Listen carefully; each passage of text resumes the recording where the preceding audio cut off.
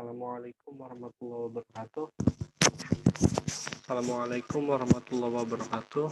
Nama saya Muhammad Fadil Maulana dengan nomor induk mahasiswa 205111114, Fakultas Teknik Sipil dan Perencanaan, jurusan Teknik Sipil Angkatan 2020, Universitas Islam Indonesia. Di sini saya akan mempresentasikan tentang hasil kerja saya pada pelajaran agama.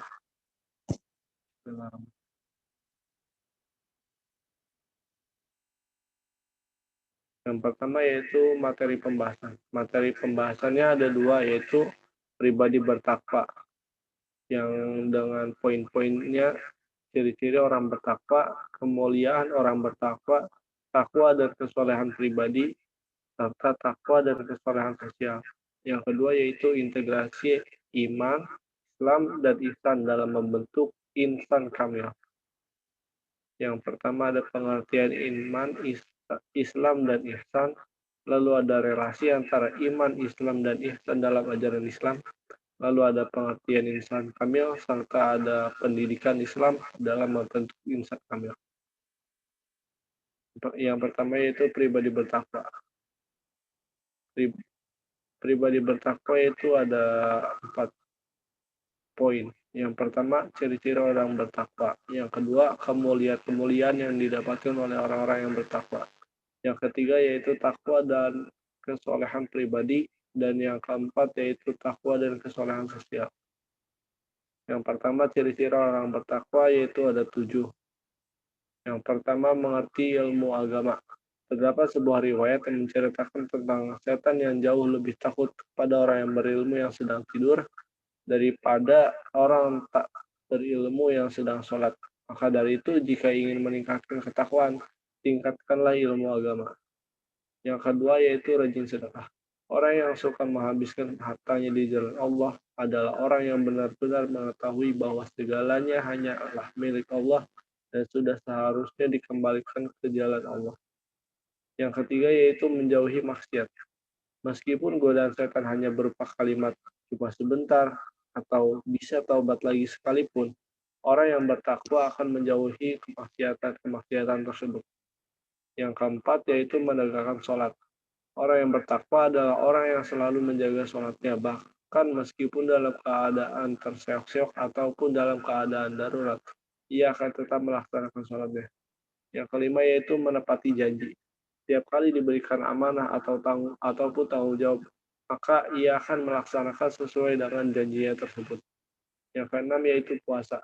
Puasa ialah salah satu ciri dari orang bertakwa yang hanya diketahui oleh Allah, karena sesungguhnya amalan puasa adalah amalan yang benar-benar tersembunyi, yang hanya diketahui oleh Allah dan orang yang puasa tersebut.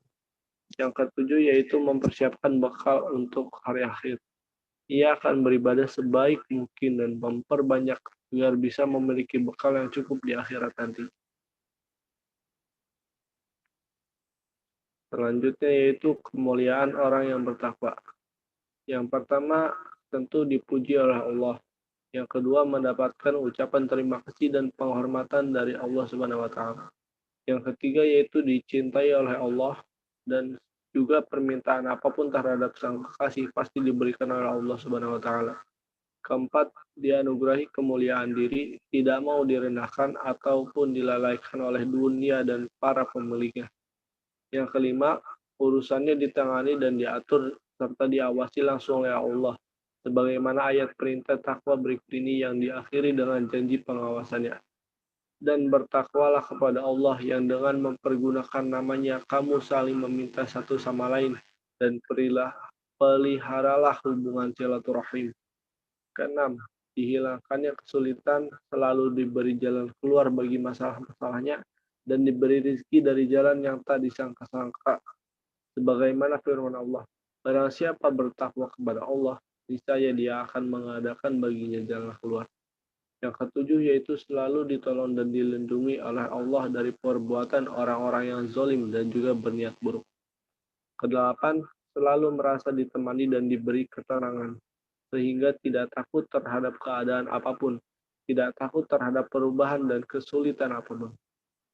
Selanjutnya yaitu takwa dan kesolehan pribadi. Kesalahan pribadi atau individual kadang disebut juga dengan kesalahan ritual. Kenapa? Karena lebih menekankan dan mementingkan pelaksanaan ibadah ritual seperti sholat, puasa, zakat, haji, zikir, dan seterusnya. Disebut kesolehan individual karena hanya mementingkan ibadah yang semata-mata berhubungan dengan Tuhan dan kepentingan dirinya sendiri. Sementara pada saat yang sama, mereka tidak memiliki kepekaan sosial dan kurang menerapkan nilai-nilai Islami dalam kehidupan bermasyarakat. Pendek kata, kesalahan jenis ini ditentukan berdasarkan ukuran serba formal, yang hanya mementingkan hablum minallah, tidak disertai dengan hablum minannas.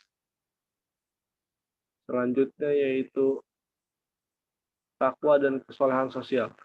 Kesolehan sosial menunjuk pada perilaku orang-orang yang sangat peduli dengan nilai-nilai Islami yang bersifat sosial, bersikap santun pada orang lain, suka menolong, sangat concern terhadap masalah-masalah umat, memperhatikan dan menghargai hak sesama, mampu berpikir berdasarkan perspektif orang lain, mampu berempati, artinya mampu merasakan apa yang juga dirasakan oleh orang lain, dan seterusnya. Lalu selanjutnya pengertian iman, Islam, dan ihsan. Yang pertama iman. Iman dalam bahasa Arab artinya percaya. Selain itu, menurut istilah, pengertian iman adalah membenarkan dengan hati, diucapkan dengan lisan, dan juga diamalkan dengan amal perbuatan ataupun tindakan. Yang kedua yaitu Islam. Secara etimologi atau bahasa berarti tunduk, patuh, ataupun berserah diri. Adapun menurut syariat, apabila dimutlakkan berada pada dua pengertian, yaitu yang pertama, apabila disebutkan sendiri tanpa diiringi dengan kata iman, maka pengertian Islam mencakup seluruh agama, baik usul ataupun pokok maupun furu' ataupun cabang. Juga seluruh masalah akidah, ibadah, perkataan, dan perbuatan. Yang kedua, apabila kata Islam disebutkan bersamaan dengan kata iman, maka yang dimaksud Islam adalah perkataan dan amal-amal lahiriah yang dengannya terjaga diri dan hartanya, baik dia meyakini Islam ataupun tidak. Sedangkan kata iman berkaitan dengan amal hati. Yang ketiga yaitu ihsan, yang berarti dalam bahasa Arab ahsan yuhsinu ihsanan, yang artinya kebaikan atau berbuat baik, dan pelakunya itu disebut muhsin.